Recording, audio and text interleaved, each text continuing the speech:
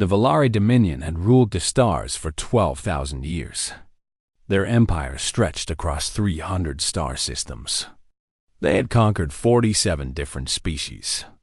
They had never lost a single war. Their ships were beautiful and deadly. Made of living crystal that grew and healed itself, these vessels moved through space like sharks through water. The Valari themselves were tall creatures, standing over 2 meters high. Their bodies were covered in silver armor that was part of their skin. They had 4 arms and eyes that wrapped around their heads, allowing them to see in every direction at once. For thousands of years, they had followed the same pattern. Find a new species. Send an ultimatum. Accept surrender or destroy everything. It was simple. It was efficient. It always worked. Then they found Earth. A Valari scout ship detected strange signals, coming from a small blue planet at the edge of an unremarkable galaxy. The signals were primitive radio waves, the kind of thing a species made when they first learned to communicate across distances. The scouts laughed at what they found. The inhabitants called themselves humans. They had barely managed to put a few people on their own moon. They had no faster-than-light travel. Their weapons were chemical explosives and simple nuclear devices.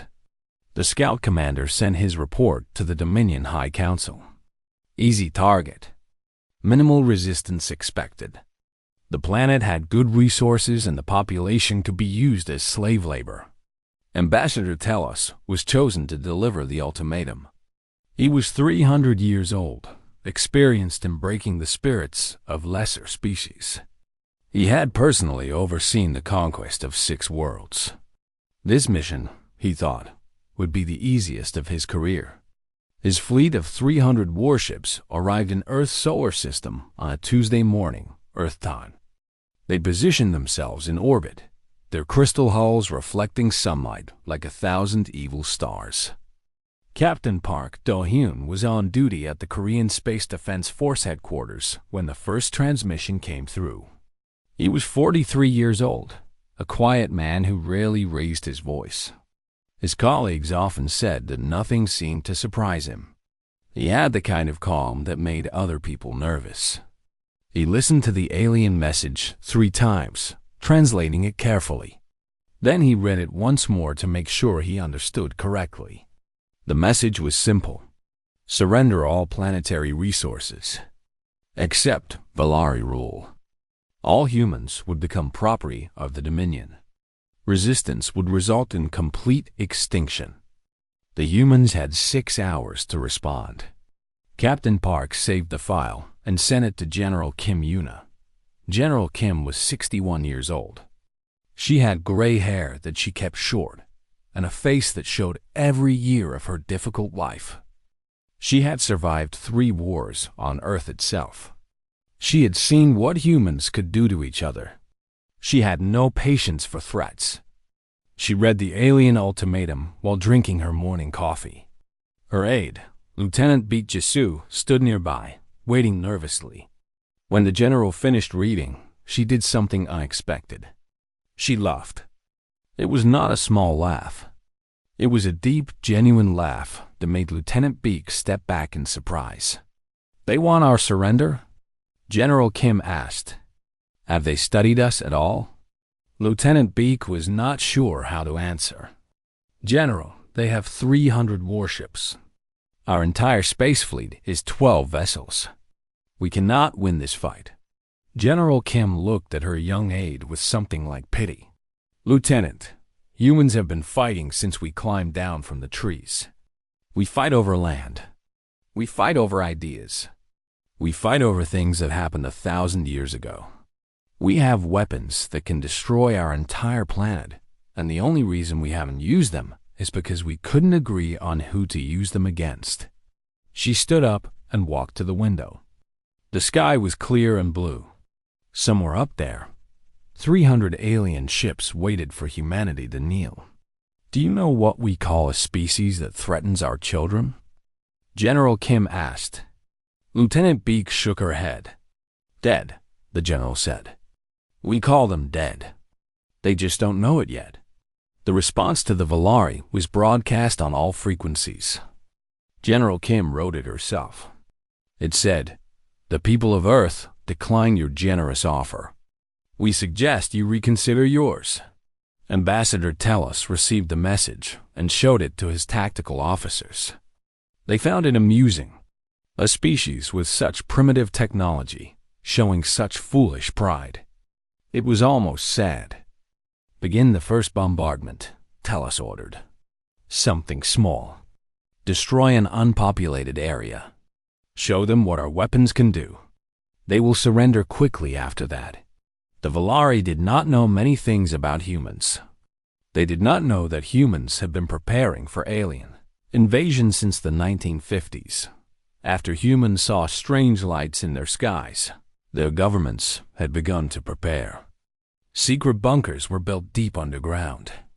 Emergency plans were created and updated every decade. Weapons were designed and hidden away, waiting for an enemy that might never come.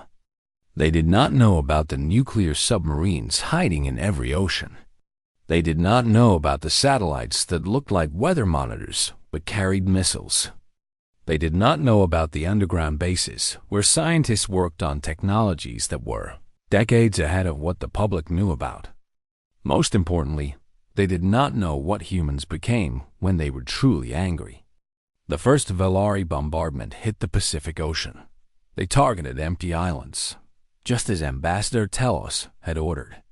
The explosion was massive. It vaporized rock and water, sending shockwaves across the planet. The resulting tsunami killed 40,000 people in coastal cities across Asia and the Americas. Tellus expected this to break human spirit. He expected calls for peace, offers of negotiation, crying leaders begging for mercy. Instead, something happened that had not occurred in all of recorded human history. Every nation on Earth stopped fighting each other at exactly the same moment. The Russians called the Americans. The Chinese called the Indians. Old enemies reached across decades of hatred and spoke the same words. "We have a bigger problem now." In war rooms across the planet, military leaders watched the Valari fleet on their screens. They shared their secrets. They combined their weapons. They made plans. Captain Park was promoted to lead a special task force. His job was simple: find a way to hurt the aliens. Any way at all. "We cannot match their technology," one scientist told him. "Their ships are hundreds of years ahead of ours." Captain Park nodded. "Then we don't fight their technology. We fight like humans have always fought. We fight dirty. We fight mean. We fight until they wish they had never found us." General Kim addressed the United Nations that evening. Her face was hard as stone. Her voice was steady. 40,000 of our people died today," she said. "Children, parents, grandparents. They died because an alien empire decided we were not worth respecting. They see us as animals to be enslaved." She paused, looking at the leaders of every nation. "We will show them their mistake. Not tomorrow, not next week, but soon.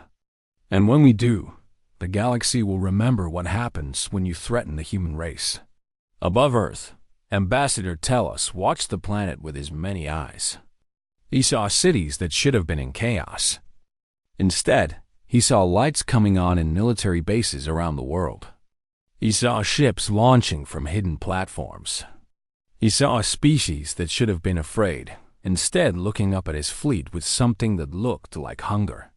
For the first time in 300 years, Tellus felt something uncomfortable in his chest. He did not know the human word for it yet.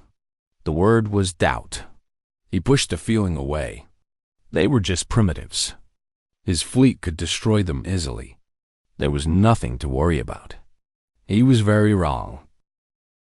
3 days after the first bombardment, Earth was a planet transformed. In the old days, before the aliens came, humans spent most of their energy fighting each other.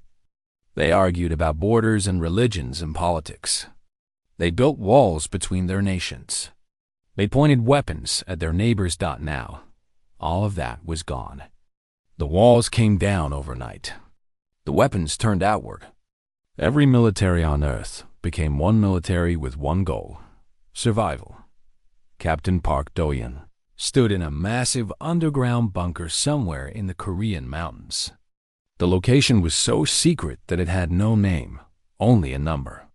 Inside this bunker, the greatest scientific minds from every nation worked side by side. Dr. Choi Yoon-ji was the youngest person in the room.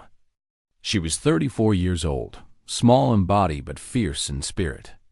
Her specialty was quantum physics, a field that most people could not even understand. For years, she had worked on theories about faster-than-light travel. Everyone called her brilliant. Everyone also called her impractical. Her ideas, they said, were centuries away from being useful. That was before the aliens arrived. Now, Dr. Choi had unlimited funding, unlimited resources, and a very simple deadline. Make faster-than-light travel work. Do it now. Do it before the Valari killed everyone on Earth. She had not slept in 9 days. Her eyes were red, and her hands shook from too much coffee. But her mind was sharper than ever. When your species faces extinction, she discovered, you find strength you never knew you had. The theory is sound, she explained to Captain Park. Her voice was rough from exhaustion. Space can be folded. Two distant points can be brought together like folding a piece of paper. The problem has always been power. We need more energy than our entire planet produces in a year. Captain Park listened carefully. He was not a scientist, but he understood enough. And you have solved this problem? Dr. Choi smiled. It was a tired smile, but a proud one. The Valari gave us the answer. When they bombed our oceans, their weapons left behind exotic particles. Particles that should not exist in our universe. I have been studying them. She held up a small container that glowed faintly blue. This is concentrated fold energy. Enough to bend space once. Maybe twice. Captain Park looked at the glowing container. Such a small thing. Such enormous power. Can you build a ship that uses this? He asked. I can build a drive, Dr. Choi answered. Your engineers will have to build the ship around it. They did it in 30 days. The ship was called the Persistence. It was not beautiful like the Valari crystal ships. It was ugly and practical, built from the combined efforts of every shipyard on Earth. Korean hull plating, American weapon systems, Russian engines, Chinese computers, European life support, Japanese sensors. It was, Captain Park thought, the most human thing ever created. Different parts from different places, somehow working together. His crew was small. Lieutenant Baek Ji-soo served as his communications officer. She was young and had never seen combat, but she was smart and brave. Sergeant Han Min-ho was his security chief. Han was a former Special Forces soldier with cold eyes and quick hands. He had seen too much combat and did not talk about it. There were 20 others, each chosen for their skills and their willingness to fly into the unknown. While the Persistence was being built, the Valari continued their assault. Ambassador Telos grew impatient with human stubbornness. He ordered more bombardments. More cities burned. More people died. But the humans did not surrender. They hid in their bunkers and kept working. They evacuated their cities, moving millions of people underground or into the countryside. They prepared. General Kim watched the death toll climb and felt her heart grow colder with each number. 100,000 dead. Then 500,000. Then 1,000,000. They are testing us, she told her staff. They want to break our will before they invade. They expect us to give up. Will we? Asked a young officer. General Kim turned to look at him. Her eyes were hard as iron. In all of human history, no one has ever successfully invaded our home and held it. Not the Mongols. Not the Nazis. Not anyone. We fight. We always fight. And eventually, we win. She looked at the screens showing Valari ships in orbit. These creatures have made a terrible mistake. They see our divisions and think we are weak. They do not understand that when we unite, we become something else entirely, something they have never faced before. In space, Ambassador Telos received daily reports on human behavior. Each report confused him more than the last. They are not fleeing in panic, his tactical officer reported. They are moving in organized patterns. Building something. Building what? Telos demanded. Unknown. Their communications are encrypted in ways we cannot break. Whatever they are planning, they are hiding it well. Telos felt that uncomfortable feeling again. The feeling he had when this all started. He had conquered 6 worlds. He had never felt this uncertain before. Increase the bombardments, he ordered. Hit their military installations. Break their ability to resist. But the Valari weapons struck empty bases. The humans had moved everything underground. The bombs hit nothing but dirt and abandoned buildings. When the persistence was finally complete, Captain Park gathered his crew for their final briefing. Our mission is simple, he said. His voice was calm as always. We fold space. We travel behind enemy lines. We find the Valari command station and send its coordinates back to Earth. Then we come home. Sergeant Hahn cleaned his rifle while listening. It was an old habit, one he could not break even in space. What happens when Earth has the coordinates? He asked. Captain Park looked at him. Then we give the Valari a gift. 17,000 nuclear warheads. All at once. Delivered directly to their command center. The room was silent. Everyone understood what this meant. This was not just war. This was the end of restraint. Humanity was going to use every terrible weapon it had ever created. Lieutenant Beak spoke quietly. Will it work? It has to, Captain Park answered. We have one chance. If we fail, humanity dies. If we succeed, we survive. There is no middle ground. Dr. Choi Yoonji came to see them off. She looked even more exhausted than before, but there was hope in her eyes. The fold drive is ready, she said. I have done everything I can. The rest is up to you. Captain Park shook her hand. You gave us a chance, Doctor. That is more than anyone thought possible. The Persistence launched from a hidden platform in the Pacific Ocean. It rose through the atmosphere, past the watching Valari ships, and reached the edge of Earth's gravity dot. Then it folded space and disappeared. Ambassador Telos saw the strange energy signature on his sensors. He saw a small human ship vanish from existence. He did not know where it had gone or what it was doing, but for the first time, he felt something close to fear. Humans should not have that technology. They were primitives. They were supposed to be easy to conquer. What else had he gotten wrong? Back on Earth, General Kim watched the Persistence vanish with a small smile on her face. Now we wait, she said. And while we wait, we prepare. When those coordinates arrive, I want every nuclear weapon on Earth ready to fire. Every single one. General, an aide asked nervously. If we use all our weapons, we will have nothing left. General Kim nodded. Then we better not miss. The Persistence emerged from fold space in an explosion of light and energy. Captain Park gripped his chair as the ship shook violently. Warning lights flashed across every console. The fold drive had worked, but it had pushed the ship to its limits. Status report, he ordered. Lieutenant Beak checked her screens with shaking hands. All systems functional, Captain. Some damage to the outer hull. Nothing critical. She paused, staring at her sensor readings. Captain, you should see this.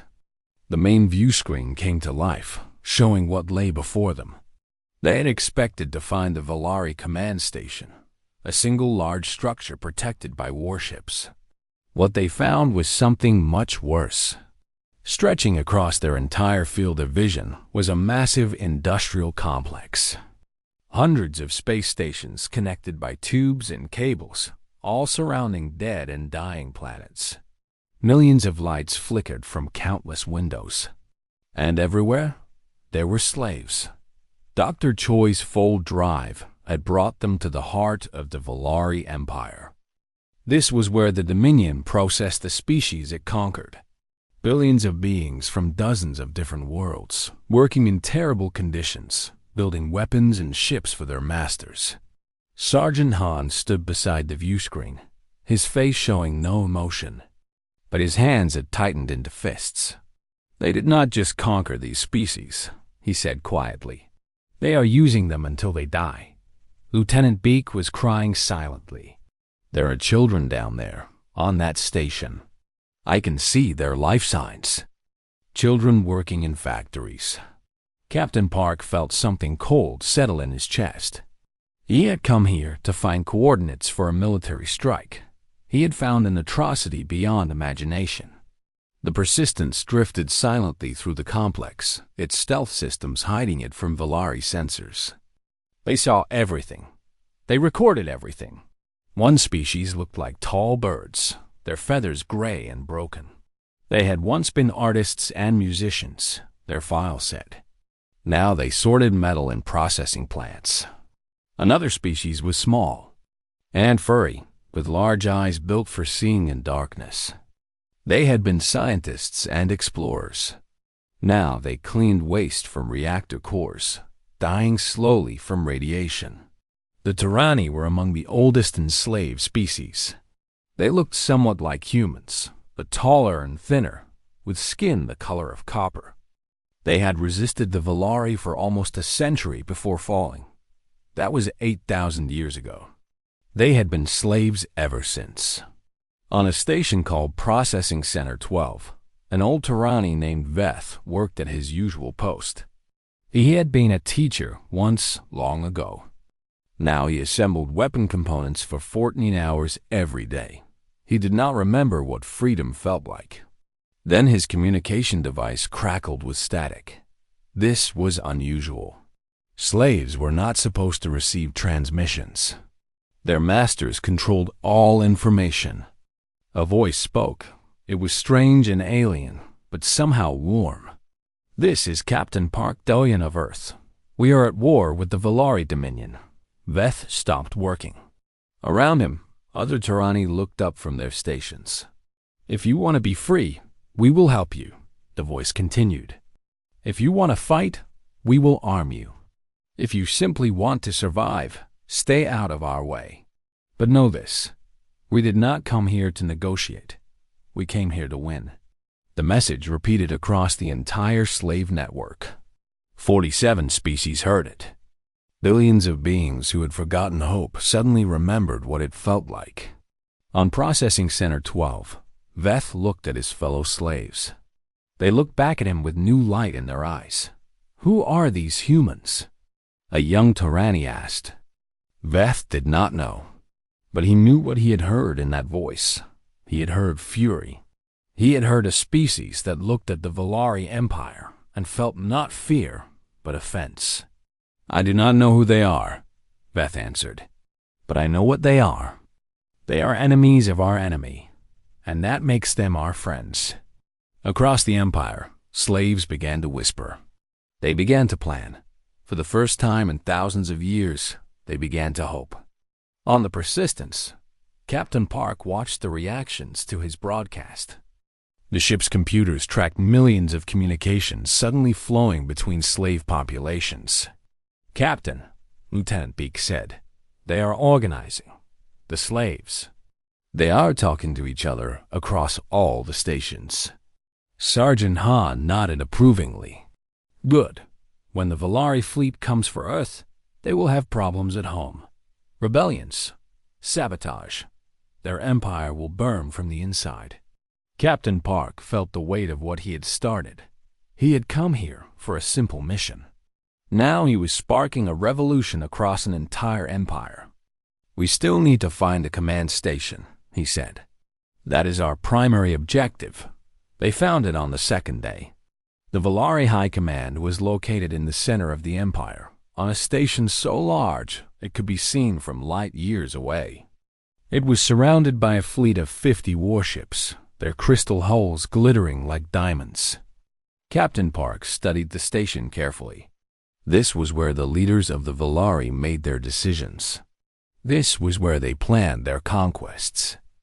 If it were destroyed, the Empire would be crippled. "Recording coordinates now," Lieutenant Beak reported. "Preparing transmission to Earth." But before she could send the message, an alarm rang through the ship. "We have been detected," Sergeant Han reported, his voice still calm. "Valari ships approaching. 6 of them." Captain Park made a quick decision. "Lieutenant, send those coordinates now. Whatever happens, Earth needs that information." Beak's fingers flew across her console. "Transmission sent, Captain. Earth as the target location." The Valari ships closed in fast, their weapons charged, filling space with deadly energy. "Can we fold out?" Captain Park asked. "The drive needs time to recharge." Lieutenant Beak answered. 3 minutes. 3 minutes. An eternity in a space battle. Sergeant Han smiled. It was not a pleasant expression. "Then we fight for 3 minutes." The Persistence was small and ugly, but it was fast and well-armed. Captain Park threw the ship into a series of evasive maneuvers while Sergeant Han coordinated the weapons. Human weapons were crude compared to Valari technology. They were missiles and projectiles, simple things that flew through space and exploded on contact.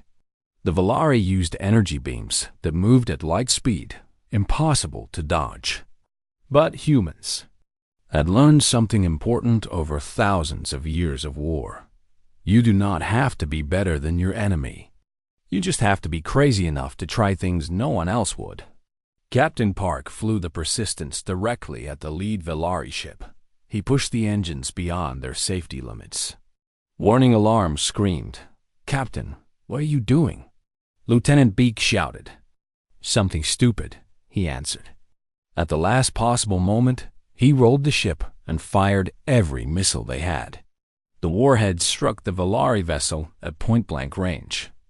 The explosion was massive, consuming both ships in fire, but the Persistence was already gone. Captain Park had used the explosion as cover, slipping away while the Valari sensors were blinded. 1 down, Sergeant Han reported. 5 more. The fight continued. The humans used every trick they knew. They hid behind debris. They fired missiles in random patterns to confuse targeting computers. They even crashed one of their own damaged sections into an enemy ship. It was ugly. It was desperate. It was very, very human. When the full drive finally recharged, only 2 Valari ships remained. The Persistence was badly damaged. Half its weapons were gone. Life support was failing. "Get us out of here," Captain Park ordered. Lieutenant Beak activated the full drive. Space stood around them. As they disappeared, the surviving Valari ships sent frantic messages to their command station. The messages described what they had seen: a tiny human vessel fighting with insane bravery, destroying ships many times its size and escaping into folded space. On the command station, the Valari High Council received these reports with disbelief. "Impossible," one council member said. "Humans cannot fold space. They are primitives." "Watch the recordings," another answered. "They are not primitives anymore. Something has changed." The council watched the battle footage. They saw a small, ugly ship doing impossible things. They saw humans refusing to die. Old Veth was watching too, from his station on Processing Center 12. Someone had hacked the slave information networks to share the footage with everyone. He watched the little human ship fight against overwhelming odds. He watched it refuse to surrender. He watched it win. Later, He would record his thoughts for future generations. We had believed the Volari were the apex predators of the galaxy, the top of the food chain, unbeatable. Then we saw the humans. We realized we had been wrong. The Volari were not predators. They were scavengers who only attacked the weak. The humans were something else entirely. The humans were predators. Real predators. And they had just announced themselves to the galaxy. On Earth, General Kim received the coordinates from the Persistence. She smiled. The hunt was about to begin. General Kim stood in the deepest bunker on Earth. Around her, the leaders of every major nation watched screens that showed the coordinates, transmitted by the Persistence, the Volari command station. The heart of an empire that had terrorized the galaxy for 12,000 years. The place where decisions were made to enslave billions of beings, thought it was about to be destroyed. All nuclear assets report ready, announced an American general. His voice was steady, but his hands were shaking. Russian forces standing by, said the Russian commander. Chinese missiles are targeted and ready, confirmed the Chinese admiral. One by one, every nation reported the same thing. They were ready. General Kim looked at the screens.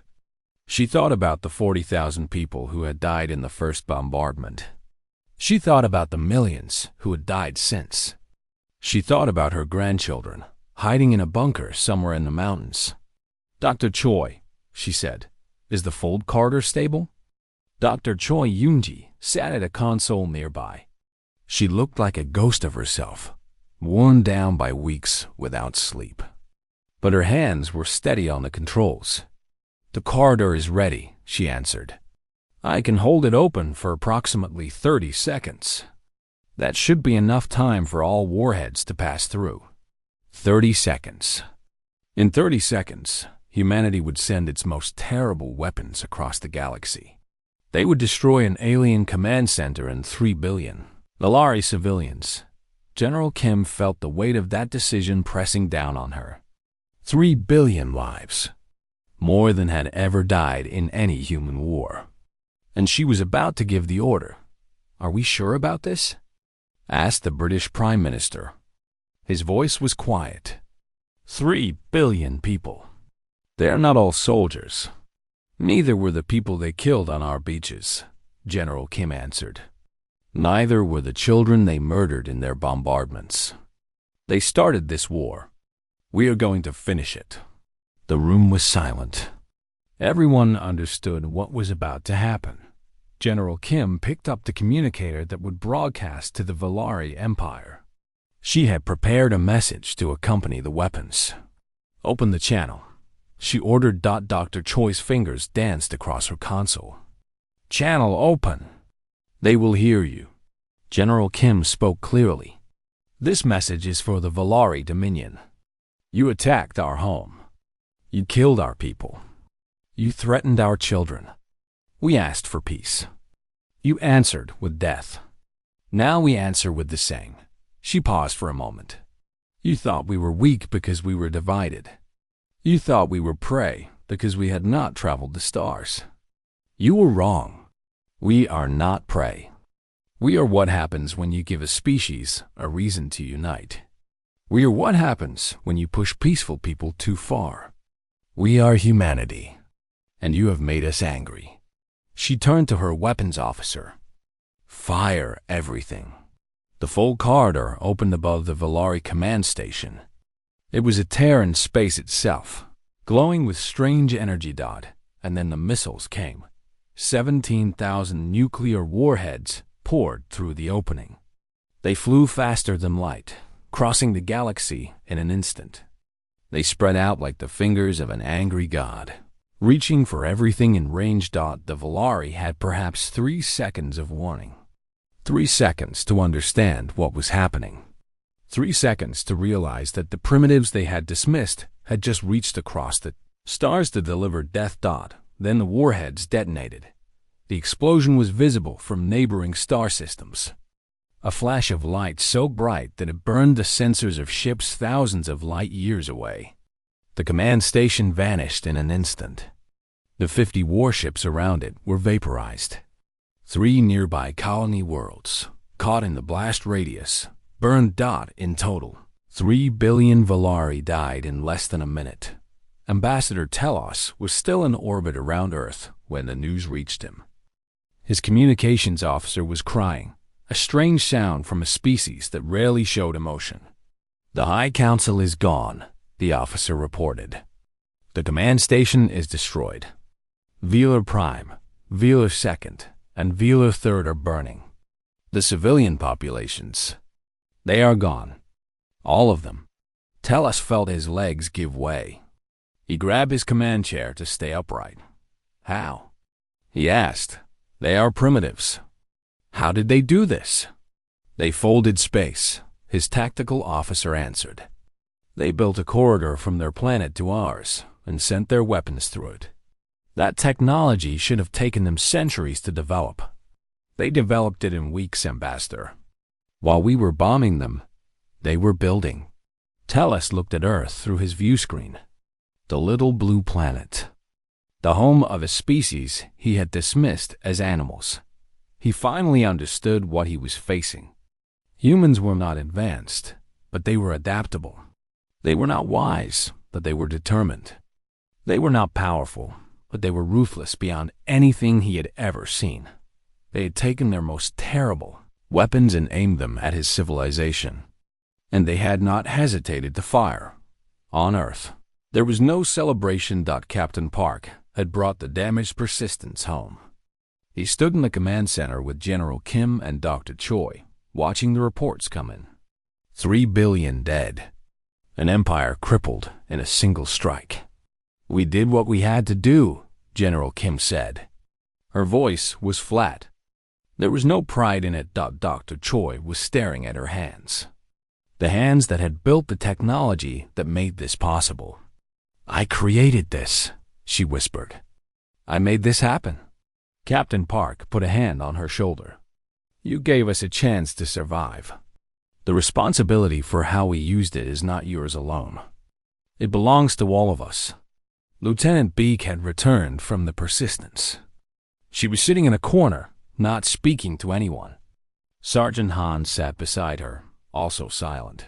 Later, Beak would tell people what that silence felt like. "We were not happy. We were not proud.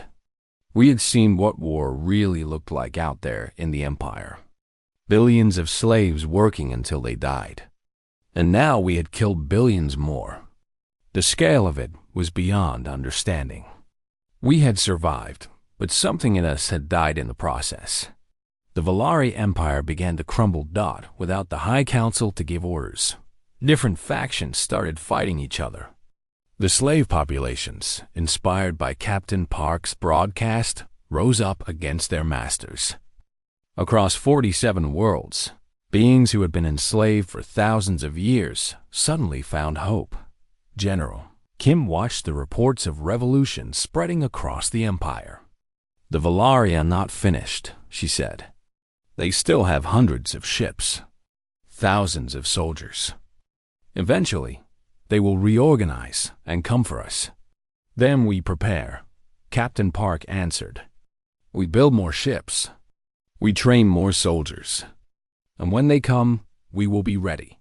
"How long do we have?" Dr. Choi asked. General Kim consulted her intelligence officers. 6 months. Maybe 8. Their fleet is scattered, but it is still dangerous. When they reform, they will bring everything they have left. 6 months to prepare for another war. 6 months to build a defense against an empire that wanted revenge. But humanity had changed. They had proven they could strike across the galaxy. They had shown the Valari that distance would not protect them. More importantly, they had made friends. Messages were arriving from the enslaved species. The Tyranni, the bird people, the small furry scientists. They wanted to help. They wanted to fight alongside the species that had given them hope. Old Veth sent a personal message from Processing Center 12. He had organized a resistance group of several thousand former slaves. They had captured weapons and ships from their Valari guards. "We have waited 8,000 years for someone to challenge the Dominion," his message said. "Now that someone has come, the humans have awakened something that the Valari cannot stop. They have awakened hope, and hope is more dangerous than any weapon." General Kim read the message and smiled. It was a tired smile, worn down by grief and exhaustion. But it was real. "We started this alone," she said, "but we will not finish it alone. Send the message to all the resistance groups. Tell them we are coming. Tell them that humanity does not forget its friends." She paused. "And tell them that humanity never forgives its enemies." The next phase of the war was about to begin. 6 months had passed since humanity burned the heart out of the Valari Empire. In that time, Earth had transformed itself from a single-planet species into a galactic power. 200 warships now orbited the planet, each one built with technology that had not existed a year before. Human shipyards worked around the clock, never stopping, never slowing. Admiral Park Do-hyun stood on the bridge of his new flagship, the Defiance. He was no longer a quiet captain following orders. He was the commander of humanity's first true space fleet. The responsibility weighed on him heavily. Lieutenant Baek Ji-soo had returned to active duty. She was now his second in command. She had seen too much to remain the innocent young officer she had once been, but she had found purpose in the fight. Sergeant Han Min-ho had trained thousands of ground troops for boarding operations. His soldiers were brutal and efficient. They would capture enemy ships rather than destroy them. Every vessel taken meant more resources for the human fleet. And Dr. Choi Yoon-ji had continued her work, developing new technologies that pushed the boundaries of what was possible. Her fold drives were now standard equipment on every human ship. The allied species had sent their own forces. 300 ships from 47 worlds now flew alongside the human fleet.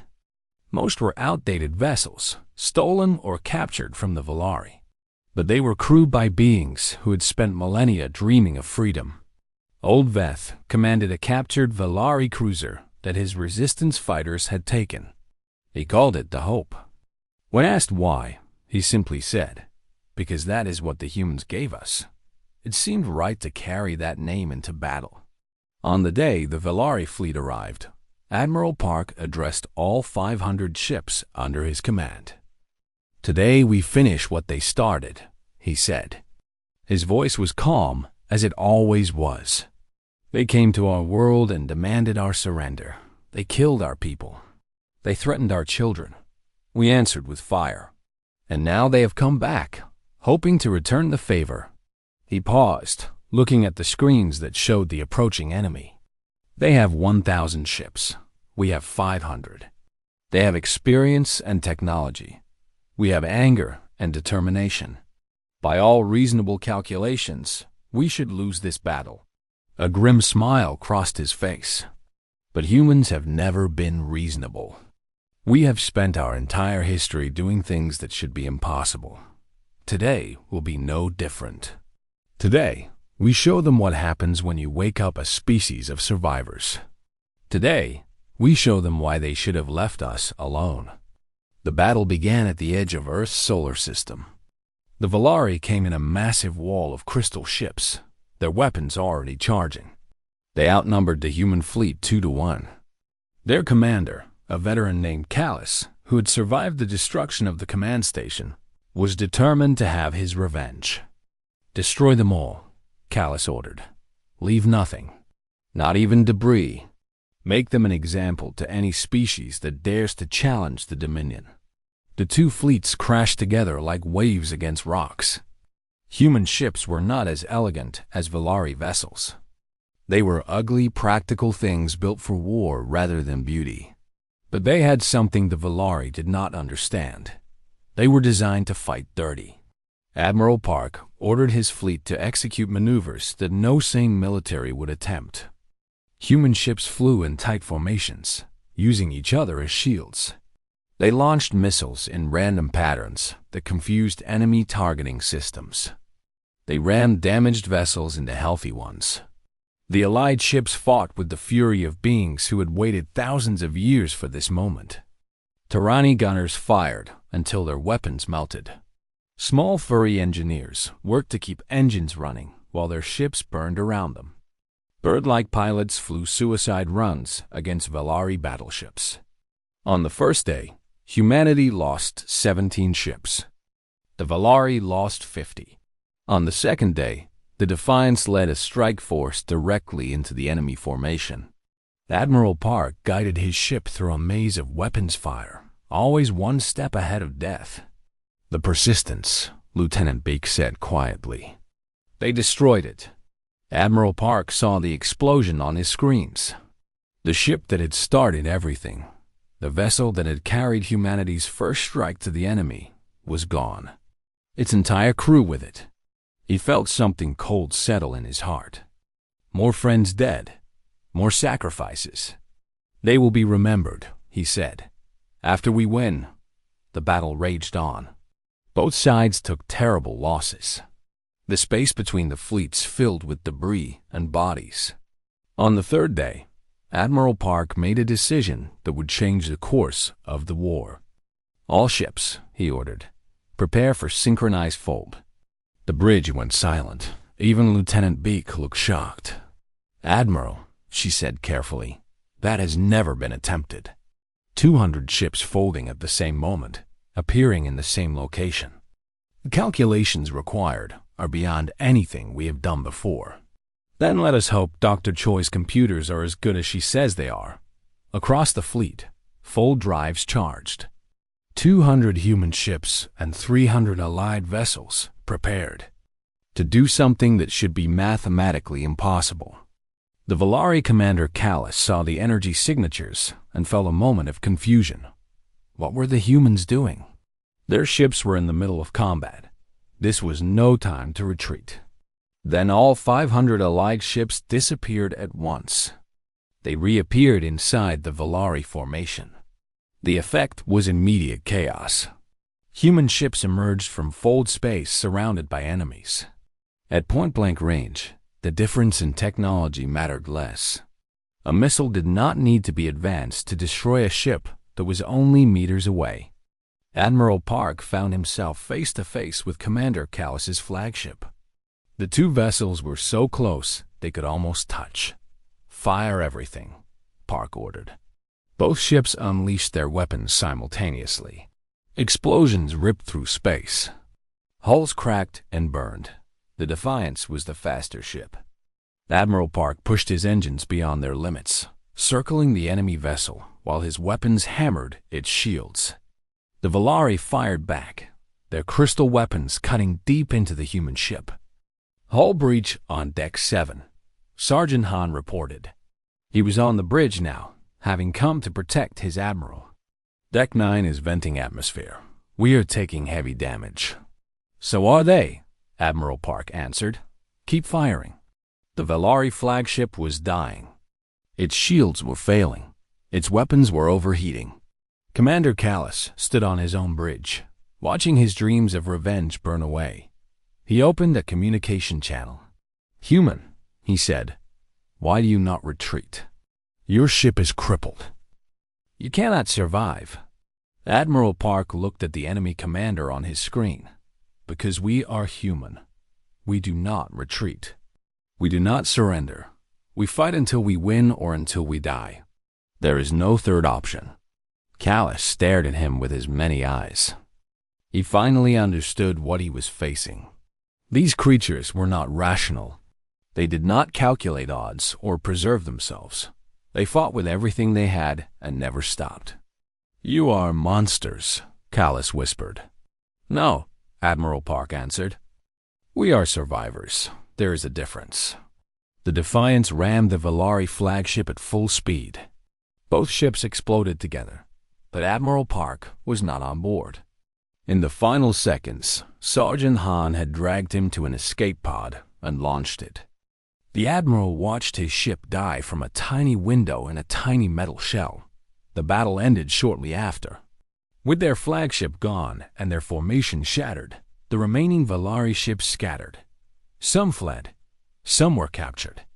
Some chose to die fighting. Of the 1,000 Valari ships that had come to destroy Earth, fewer than 100 escaped. In the days that followed, the galaxy received news of the battle. Species across thousands of worlds learned what had happened. A primitive species from the edge of the galaxy had defeated the Valari Dominion. The empire that had terrorized them for 12,000 years was broken. Ambassador Telos sent one final transmission before he died. He had been mortally wounded when his ship was destroyed.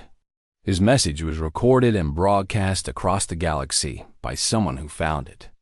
To any species receiving this message, do not attack the humans. Do not threaten the humans. Do not give the humans a reason to notice you. They are not a civilization. They are a disaster wearing the mask of a species. We thought we were predators. We thought we were the masters of this galaxy. We were wrong. There is only one true predator among the stars now, and they are awake. On Earth, there was finally celebration. Fireworks lit up the sky. People danced in the streets. The war was over. But some did not celebrate. Admiral Park was rescued from his escape pod and brought home. He was called a hero. He was given medals and honors. He refused them all. He retired to a small farm in the Korean mountains. He grew vegetables and watched the stars at night. When reporters came to ask him how it felt to be humanity's greatest hero, he always gave the same answer. Heroes do not exist. There are only survivors and those who did not make it. I am a survivor, nothing more. Dr. Choi Yoonji continued her research, but she never built another weapon. Her full drive technology brought peace to the galaxy, allowing species to trade and communicate across vast distances. When asked about her role in the war, she said, "I gave humanity a door. What they did after they walked through, it was their choice, not mine." General Kim Yuna lived to see her grandchildren grow up in a peaceful world. She died at 94, surrounded by family. Her last words were recorded by her daughter. "We showed the galaxy.